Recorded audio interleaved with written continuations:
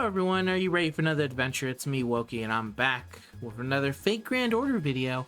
And what are we going to be talking about today? Well, today we're going to be talking about the 25 million downloads campaign that's going to be coming up pretty soon. It was announced over at the Anime NYC panel as coming in on September 3rd. They also, during that panel, announced that, at least from what I was told, because I didn't see the panel, that Koyan of Light and Morgan are coming for the back to school campaign. I'll cover that when I actually get some more details about what's going on there, because I didn't see anything out there other than people saying it's happening. But for right now, we can cover this because they've already kind of announced it on the social media on Twitter to say like, hey, this is coming up. So I figured now's a good time to talk about it as right now. So that's gonna be today's video. I hope you like it. If you do, feel free to leave a like, comment, and subscribe, and tell me what you're looking forward to the most. So let's begin, shall we? So yeah, like I said, this is a social media campaign. If we reach 30,000 Facebook reactions, shares, and Twitter likes, reposts, we get 30 cent quartz, which we've already done, and we had until September 2nd. I didn't even need to like this one because I figured 30 cent quartz was surely going to happen, but I'm sure Japan also helped out with this one on this one for us because they have done that in previous social media campaigns. But either way, we're getting 30 cent quartz, which is sick. And now we'll go over here and take a look at the download campaign that they had for Japan. Over in Japan, it was called 30 million, but for us, it's the 25 million. We're different by 5 million for various reasons. Anyway, like I said, the campaign should start on September 3rd, and then it should last until October 25th. One of the big things about it is going to be the SSR servant selector. So some things about it: to get it, you need to have cleared Orleans. The ticket is going to be given out to people until October 15th, and then you have until the 25th to permanently unlock them. There are some permanent acquisition conditions. Both of these have to be fulfilled. You have to reach level 60 with the selected SSR servant, and then also reach bond level 5 for the selected SSR servant as well. And the ticket will just be sent to your present box the second you finish Orleans, or if it's already done, then it's already going to be there when the campaign goes up. Now, in terms of some terms and conditions, there does exist a couple of them. It's going to be... I'll just read them out. The selected SSR servant is temporarily added to the account and will be removed on October 25th. If the permanent acquisition condition is not fulfilled, the selected SSR servant, when in temporary state, cannot be used to upgrade NP level, cannot be used as EXP fodder, nor burned for rare prism. On the event that the selected SSR servant has the same ID as an existing servant already owned by the player, it will have the same bond level and EXP progress as the existing servant. On the event that the selected SSR servant has the same ID as an existing servant already owned by the player will still have to meet the permanent acquisition condition to permanently add the selected SSR into the account. Servant coins for the selected SSR servant will only be awarded to the player when it switches to its permanent state.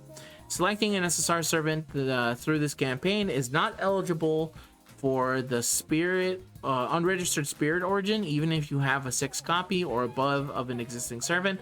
It will not contribute to the counter/progress towards that. And those are the terms and conditions that come with the specific redeemable 5-star SSR. Now, in terms of the SSRs that are going to be on it, it's going to be any of them that are widely available and then also story locked.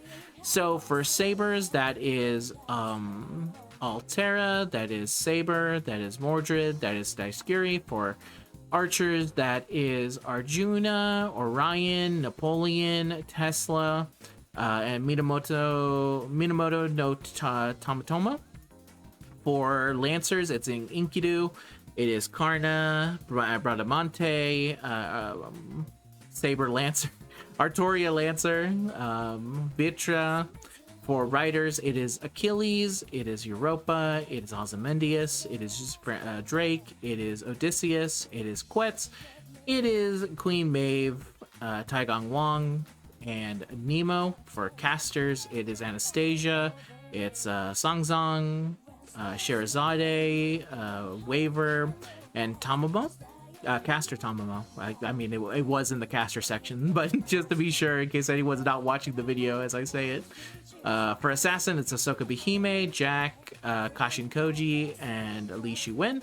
For Berserkers, it is Vlad the Third, Zhang Yu, Nightingale, Galatea, and Colin Alter. For Ruler, it's Jean the Arc. For Avenger, it is Naito Chris Alter. For Moon Cancer, it's Janako. And then for Alter Ego, it's Satonye.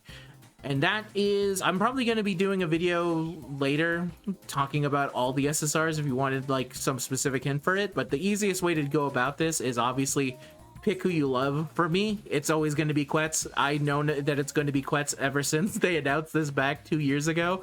And I said, sick, my 4th copy of Quetz, let's go. I can't wait to get that. But if you're not picking someone out of love, you should pick someone that is probably story locked because they are the most pain in the asses to get.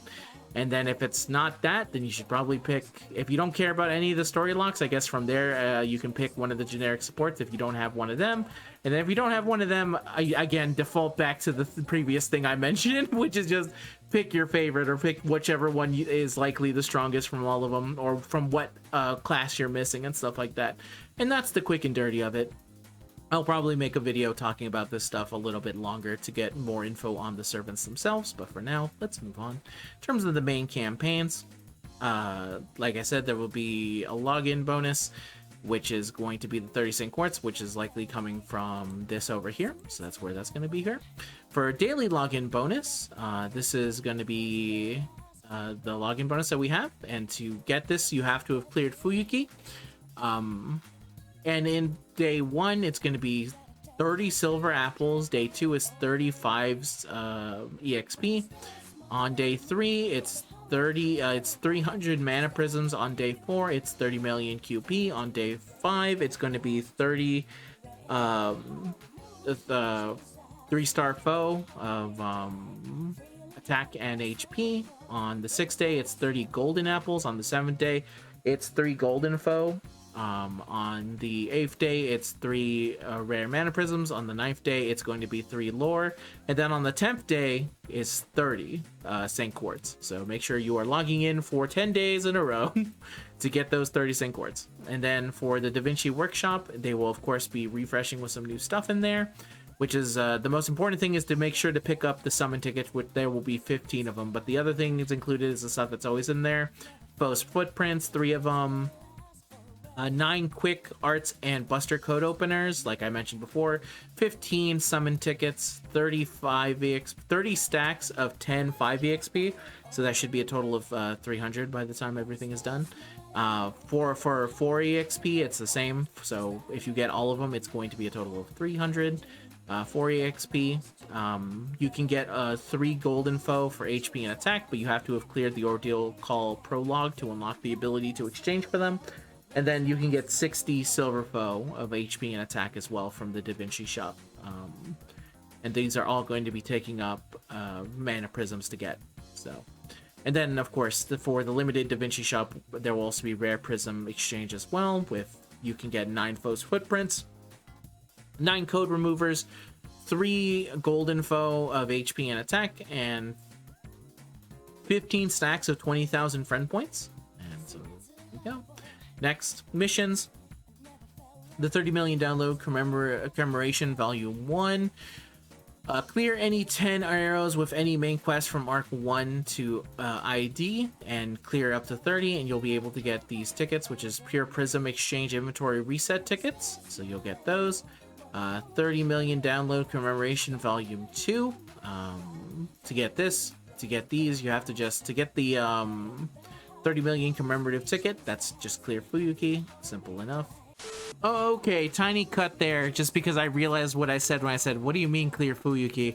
No, this is Orleans. They messed up. I had to go check on other sources. I don't know why this says Fuyuki. This should say Orleans. But anyway, to continue down with the 30 million downloads commemoration volume 2 mission things. Exchange an SSR servant using the 30 million downloads commemoration ticket will be the next reward on here. And then from there, you just have to clear 10 quests with a selected SSR servant in your party to get all the various things here. And then the next one, the selected SSR servant reaches level 50, it reaches level 60, and then it should get a permanent unlock from there. And then you also complete the other missions when they get to level 90. The selected SSR servant reaches final ascension. At least one of the following SSR servant skills reaches level 2, and this one will go all the way to level 3 or below or above. And then they also have one based off of bond, which once you get it to bond level 5, it should be permanent unlock condition. And then you also have to use their noble phantasm 3 times, and then trigger at least one My Room dialogue with the selected SSR servant. And then when you clear all over 30 million commemoration volume tickets, you'll get the last of these, which is going to be 15 St. Quartz. To get the total things of what everything's here, not counting the ticket, which is going to be the first thing after you clear Orleans, it is going to be 10 5 EXP and 2 million QP, 5 5 EXP, 5 5 EXP, 2 million QP, 1 St. Quartz, 3 St. Quartz, and the Crown of the Fairy King command code. 5 silver foe for HP and attack, and that will happen 1 2 3 4 times, so that's a total of 20 right there for both of them. A golden foe for HP and attack, one of them. 3 St. Quartz, 2 million QP, 1 St. Quartz, 2 million QP, 5 5 EXP, 1 St. Quartz, 3 St. Quartz, 5 5 EXP, 2 million QP, 2 St. Quartz, 1 St. Quartz, and 15 St. Quartz. So the total number of St. Quartz once you finish all the missions should be 30 St. Quartz. In terms of the command code, this is Crown of the Fairy King. It's a 4-star one. Increases damage against enemies with a lawful alignment by 15% on the engraved card, and then increases the NP generation rate by 5% to the engraved card as well. And then we have game updates. Friends list update. We should get 3 more slots from there. Pure Prism update. We should get all main story map main quests will now reward twice as many of the Pure Prisms as compared to the past. All players who have already cleared the main quest will be reimbursed with the amount they should have received after this renewal inside their present box. For Pure Prism Exchange, there will be a reset system for Pure Prism Exchange Shop. This system was only for items with that have completely depleted stock when the available stock is at 0. Maximum number of times you can reset the same item is 1 time. After resetting, you can exchange for that particular item with the stock count being 100 now. To reset an item, you will need the Pure Prism Exchange Inventory Reset ticket, which we see from the first half of the 30 billion downloads commemoration campaign is where we got them. So, very good update. Awesome update on that one. For the DaVinci Shop Workshop monthly reset items lineup update, from this patch onwards, Stargaze Teapots will be added to the monthly reset lineup for Mana Prisms. Hell yeah! For any of the teapots bought during October 4, they will be different, but from October 3rd to whatever, they will expire on. This will likely be in October 30th for us. So yeah, that's good. Trade limit is 30, and then they'll cost 10, so there'll be a total of 300 Mana Prisms. And then past event-related command codes will also be there, so you can get True Kimsum Immortal Maiden's Command Seal, Crest of the Titan's Pits, Himeji Bats, Angel's Bed, Gentleman with a Brilliant Goatee's Command Seal, and these can all be exchanged for 300 Mana Prisms. If you want to get them from rare Mana Prisms, we have the following. We have the Demon King's Gun, we have Mask of the Concealed Beauty, the Jin's Lamp, the Inexistent Phantasmal Horse, and Cosmic Balance. Seasonal Mana Prism Exchange Craft Essence alternate unlock conditions. You can get one of these. Twilight Mediation unlocks after you unlocks for free after Sin is cleared. Rising Against the Azure Sky. This unlocks for free if Charam is cleared. And then we have the Seeking the End of Eternity unlocked for free if Sin is cleared. Rare prisms spent to unlock these craft essences back to the Mana Prism Exchange will be reimbursed when the alternate unlock condition is met. Previously, they cost 1 rare Mana Prism to unlock, and so you'll get them back. Remember, Essence Update, all these will cost 1... nope, not all of them. So we have Cherry Icicle, Himiko's Leisure, Annual General's Meeting, the Painting Summer, Divine Three-Legged Race, Paradox Ace Killer, Kaliot Sapphire, Kaliot Ruby, Ox Demon King, and Holy Knight Sign. All of these will be 1,000 for each copy, and you can get up to 5. The ones that aren't like this are the Paradox Ace Killer, Kaliad Sapphire, and Ruby, which all cost 200, and you can exchange 5 times. Past Mystic Codes and Rare Prism Exchange updates. Soya High School Uniform. Unlock for free if Arc 2 Prologue is cleared, and it costs 5 rare mana prisms beforehand. And Anniversary Blonde, unlocked for free if Arc 2 Prologue is completed, and that costs 5 mana prisms beforehand. You'll get reimbursed if you already got them. Dressmaking, summer outfit for Kataro, cost 5 rare mana prisms. Alternate unlock conditions adding for the following people. For Summer Casual for Emiya, it's Clear Fuyuki. For Summertime Hunter for Robin Hood, it's Clear E Pluribus Enum. For Kotaro, it is Clear Solomon. Rare prisms spent to unlock these costume dresses will be reimbursed when the alternate unlock condition is met. Servant Strengthening will be here for Arthur. His gigantic Beast Hunting A will turn into Holy Swordsman Planet A+. Increases party's attack for 3 turns. It's a new effect. Increases zone damage against super large enemies for 3 turns. Upgrade, and then charges zone MP gauge. That's also an upgrade. And moving on to the next thing. Other campaigns. If you're a brand new player and you decide to start the game right when this comes out, the start dash will be there for you, and if you complete the start dash of everything, you'll get a total of 255 Saint Quartz and 45 summon tickets, 42 golden apples, 304 EXP, 42 million QP, and 30k friend points. If you're someone who has been playing the game this entire time and you're asking me how do I get these, you don't. And then next, for a comeback campaign, if you decide to come back to the game and you have not logged in at all before the coming campaign, so if you actually log in now to say, I'm getting ready for this, you won't be able to participate and get this. But if you decide to show up, you do get 30 Saint Quartz, 14k friend points, 18 5 EXP, and 18 golden apples. And if you're asking yourself, how do I get this, Wookie, if I've been playing every single day? You don't. You just don't. And you have to have at least cleared Fuyuki. The reason that they don't give it to us, because I know you're thinking, how come they don't give it to us? The reason is that they've been gone for longer than we've been playing. In theory, for how long they've been gone, we've already gone in 30k, I wish 30k, 30 Saint Quartz, 14k friend points, 18 5 EXP, and 18 golden apples. That's why. So they never give it to us. It's just the way it is. All daily quests will be 1/3 AP. Emperor Gathering into the Treasure Vault and Training Field. Oberon is an NPC support servant for all daily quests. Great and Super Sucks rate is going to be 3 times. Times 3 EXP obtained when leveling up the selected SSR servant from 30 million downloads campaign SSR selector. The damage plus 50% for the selected SSR servant from the 30 million downloads campaign SSR selector. I will say, I think if this is similar to the way that the welfares get them when they briefly got on there, if you're interested in getting your character to level 120, this is probably your best chance of doing it. Because they'll be getting times 3 EXP from everything, and then when they already are getting times 3 EXP, they'll also get a lot of EXP when they get a great or super suck chance. So it's really the best time to try and get a unit to level 120 if that's what you want. If my Quetz was not already level 120, this is probably where I would try and do that. But it's already there. And then finally, we have a summoning campaign. The only one I'm going to be talking about today is Oberon, because he's going to be coming up soon. And the other one is going to take a long fucking time to talk about. But this is the main banner for it. It's going to feature Oberon. On a one-night stream is a rate-up craft essence.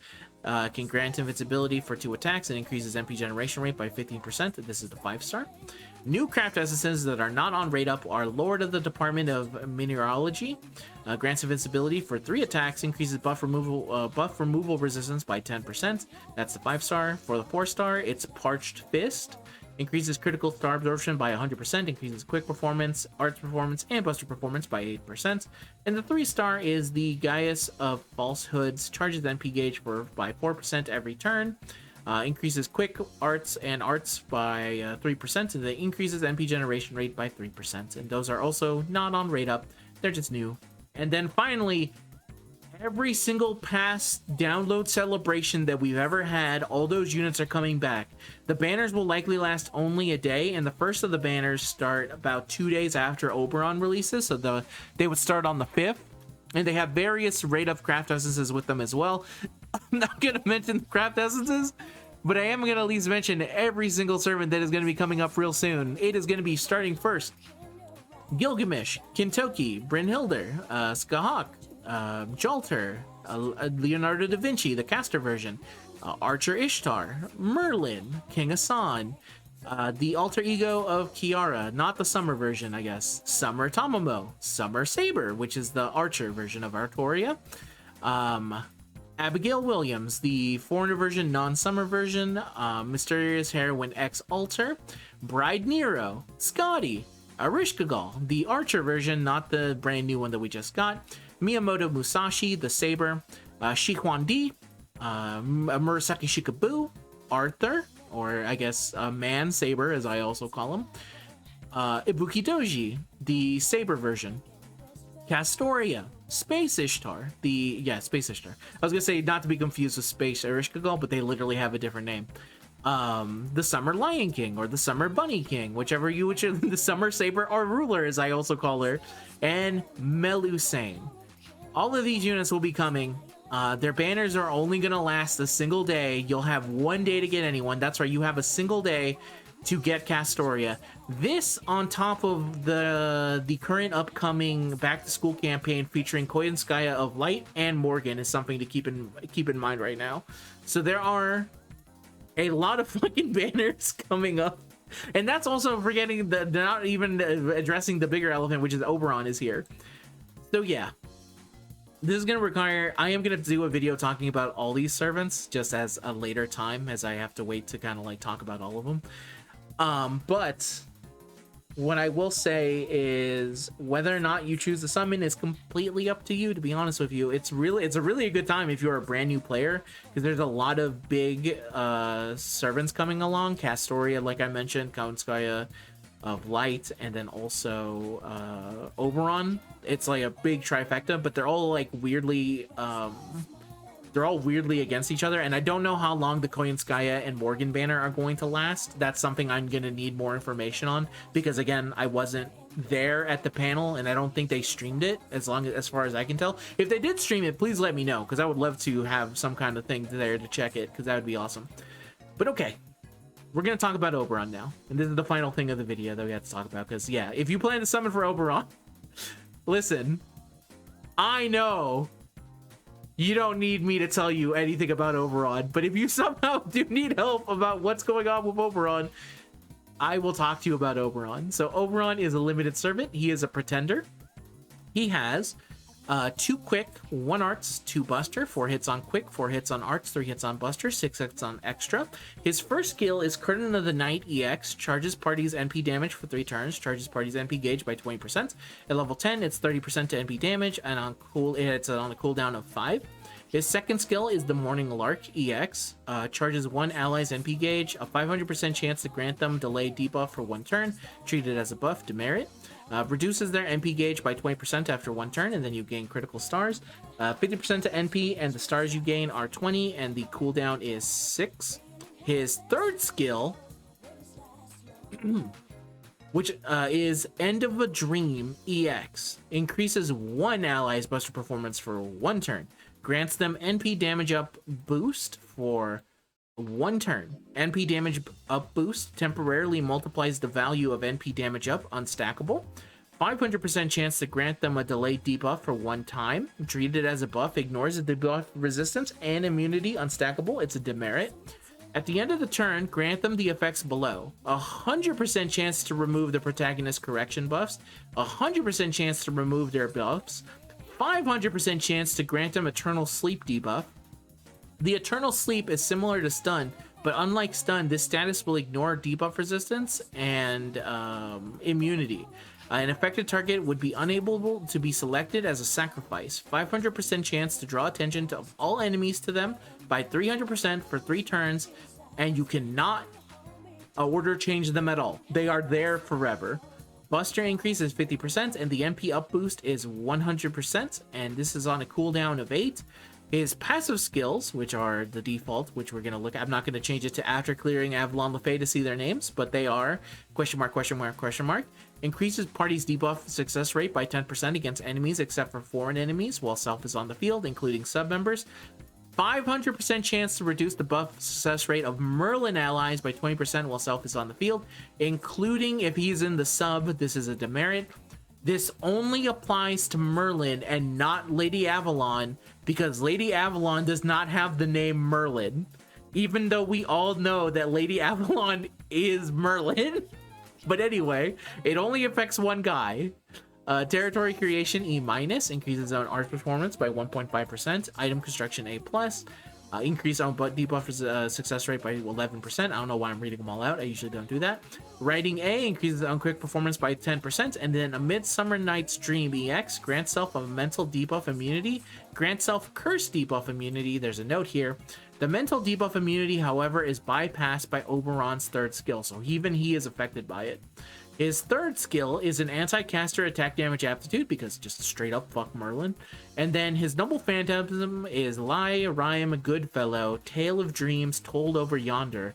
Rank E, anti-unit, hits 4 times, deals damage to all enemies, removes their defensive buffs, inflicts a sleep status for 1 turn to them, and then a 500% chance to inflict invincibility for 1 turn to them. This is a demerit. At MP level 1, it hits for 300%, and if you get him all the way to level 5, it's 500%.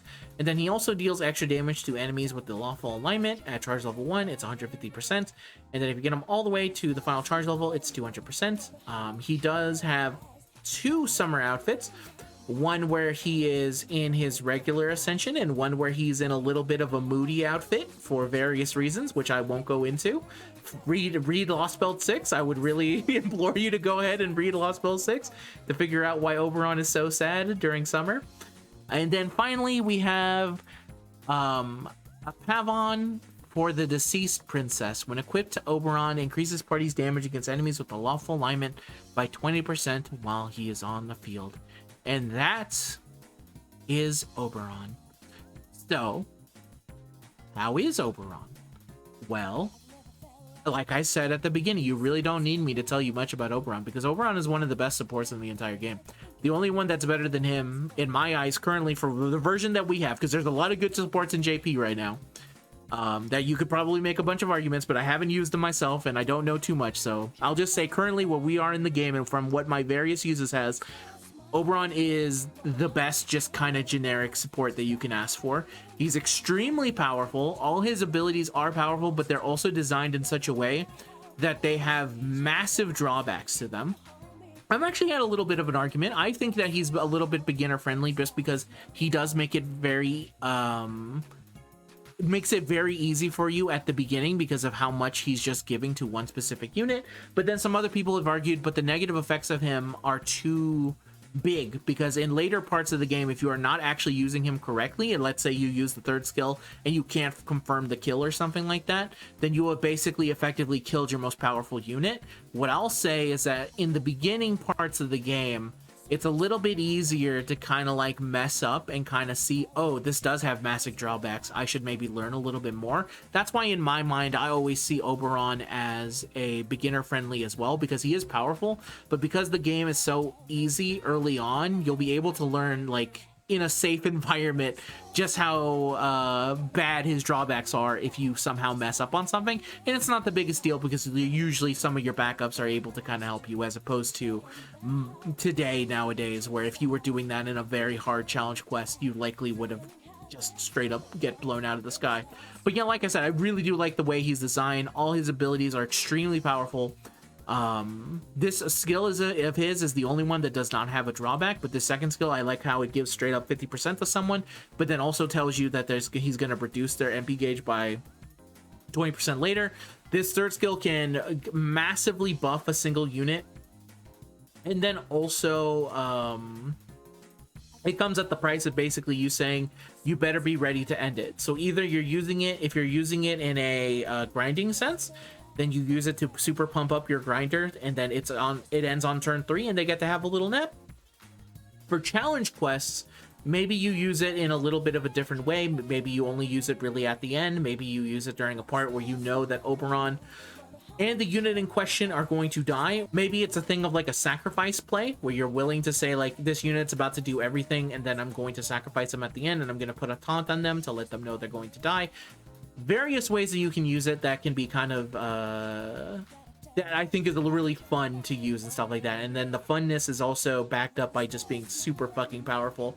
His AoE, like I mentioned, can come off a little bit weird, especially if you are a newer player. I think this is probably where a lot of new players would trip up, because they would say, why would I ever use this? But if you actually have played the game a decent amount, you know that the effect of him giving sleep is like basically a stun, and the reason he gives invincibility to them is because that's a way of saying like, okay, well, I don't want to accidentally hit the units that I just hit with everyone, so really this is like one big ass stun to everyone, and then you make sure that they have invincibility, so there's no way for you to hit them back or anything unless you are using a unit, I guess, that pierces invincibility. But you can also use this as like the third and final hit of something, and that way you can get in your damage with the first two, either hitting them with basic attacks or noble phantasms, and then you can go in here and put them in the third slide, and then you can just go ahead and stun basically anyone and get ready for the next turn. It's actually saved me in a lot of cases where I was able to use this when they were about to hit me with a noble phantasm and I needed just that additional turn. Then I can basically make it like, let me get some damage in now, and then Oberon was going to stun them basically, and then I'll get back into the game for the next one. And then occasionally you can actually use him as a farmer if you're going against anything that a pretender can kind of go against. It's not really the main thing he's there for, though, is what I'll say, but you definitely can do it if you have enough MP levels in him, or if he's strong enough, or you're being supported by like a max limit broken Black Grail, like when I usually use him. But it's really more of a for fun thing and not really the main use for him. And yeah, Oberon, I think it's kind of goes without saying. I think some people probably see it as a way of like, you can, I always feel like I'm never praising him enough about how good he is. I also really like his character. Like I said, you should check out, you should read Lost Belt 6. It's a very, very good chapter. Though funny enough, I was most recently see a friend talk about his specific opinions on Lost Belt 6, and it made me go, I don't think I fully agree, but I think I can at least read what you're saying and understand where you're coming from.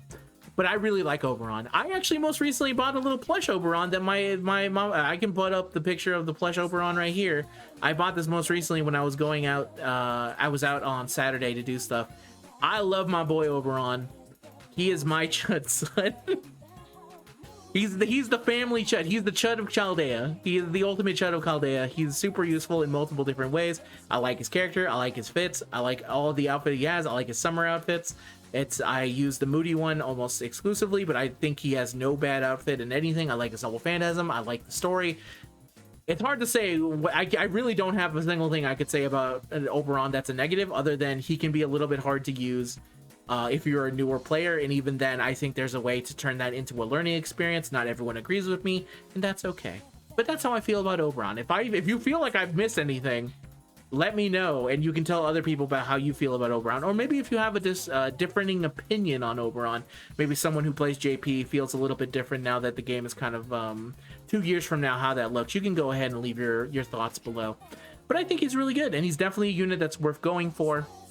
Now you're about to ask me, okay, but what about with the upcoming Koyanskaya of Light and then also Castoria? And the answer for that is, that's a tough one. I would say if you don't have Castoria, you should probably go for Castoria. If there was ever a unit that I would say that is a must get, that you should probably not skip, it would be Castoria, attempting to get them, unless you specifically hate the character. Let me actually say this back again. If you don't like the character, then I'm not saying that you're forced to do it. Some people will probably tell you that you should get them because it will make your life way easier, but I don't think you actually need them to complete a lot of the things. And if anything, it's just kind of a crutch at that point to make the game a little bit easier for you. And if you just need that on your side, and you also like the character, then it's a bonus. But at the end of the day, you don't actually need them, and if you don't want to play the game that way, I'm not going to stop you. But if you're looking for specific help, this is the specific help I'm going to give you. I'll say that Castoria kind of goes first in my eyes, and then it kind of probably goes... This is tough. It's probably either Koyanskaya of Light or Oberon. It's tough because you need to do the full axis of everything of Koyanskaya of Light. You actually do need Oberon, because there's a lot of Buster builds that can kind of be... So Koyanskaya has this like bread and butter loop for Buster. It's the only way that they can do it. But for the final part of it, most units need a minimum 30% NP charger, because then you bring in Oberon, and then Oberon with his third skill buffs busters, and then also makes so they're going to be doing a lot of damage, and he's able to provide 70% for him. So the minimum that a buster needs to do to NP charge themselves at the end is 30%. If they can do 50%, then you don't need to use Oberon, then you can still just use any support that gives 50%. But a lot of busters, the minimum threshold is usually 30%, and that's how they get by it. So he's kind of used that way. Oh, there is actually a negative for Oberon that I completely forgot to mention. This thing about Merlin.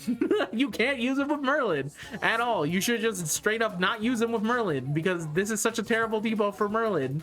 So if you're a big fan of Merlin, you can't use him with him. You have to basically use him as a completely different buster support.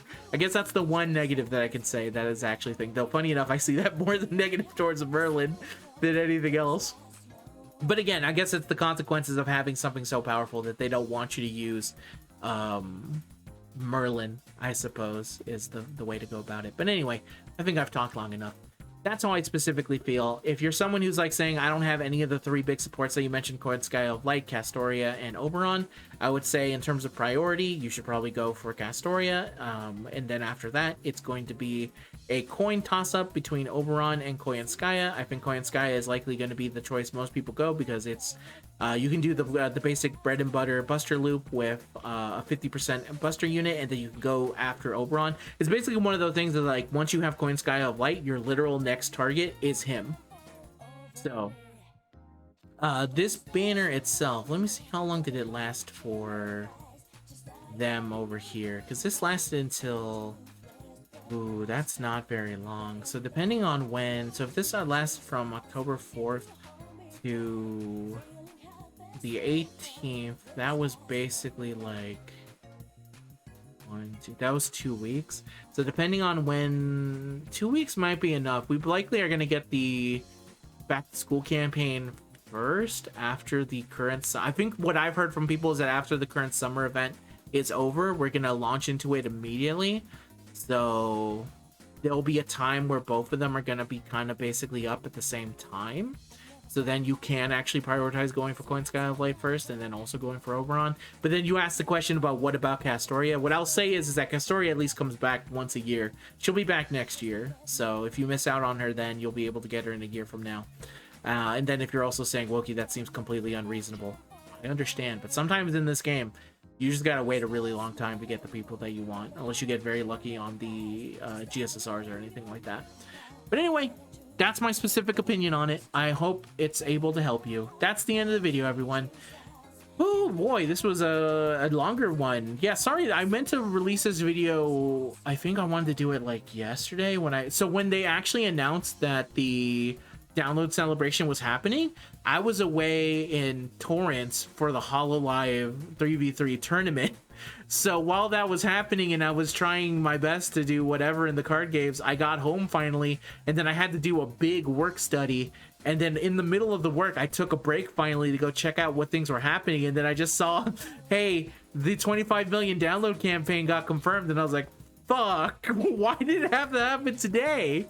It was my most busiest day of anything, so I couldn't cover it. And then on Sunday, I was completely fucking drained of everything because of how much I had to do on that one specific day. So I needed a day to rest, basically. But then finally I was able to get it out there. So hopefully you didn't wait too long if you were waiting for it. But I thank you very much if you did end up waiting for it. And I guess I'll see you guys in the next one. If I forgot to say it, because I'm still a little bit loopy from everything, if you want to show support for the channel, leave a like, comment, and subscribe. It helps out a whole bunch. And I'll see you guys in the next video, which will hopefully be either the challenge, probably the challenge quest video, because my brother doesn't work Tuesday, so I can tell him, hey, quickly get together and we can do this. The song's already ended, so that's the end of the video. Bye-bye!